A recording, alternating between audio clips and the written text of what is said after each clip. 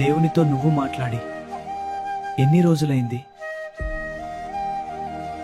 ఒకప్పుడు గంటల తరబడి కన్నీళ్లతో ప్రార్థన చేసిన నీ మోకాళ్ళు ఇప్పుడు ఎందుకు మొద్దుబారిపోయాయి?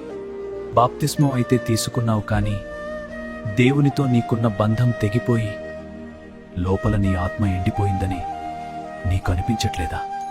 పైన భక్తిగా కనిపిస్తున్నావు, కానీ లోపల ప్రశాంతత లేదు. ఎందుకంటే నువ్వు ప్రార్థన మానేశావు.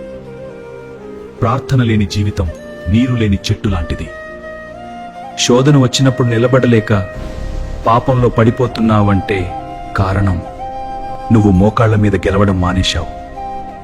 నీ హృదయం ఒక ఎడారిలా మారిపోయింది. లూకా ఏం చెబుతుందంటే, మనుష్యులు విసుకక నిత్యము ప్రార్థన చేయుచుండవలెను. నువ్వు విసిగిపోయావా? లోకపు పనుల్లో పడి తండ్రిని మర్చిపోయావా? ప్రార్థన లేకపోతే నువ్వు అపవాదికి సులభంగా దొరికిపోతా.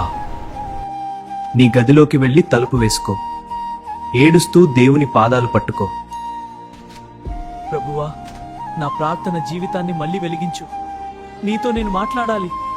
ఆరిపోయిన ఆ దీపాన్ని ఆయన మళ్లీ వెలిగించడానికి సిద్ధంగా ఉన్నారు. మోకాళ్ల మీద గెలిచినవాడు లోకంలో ఎక్కడైనా గెలుస్తాడు.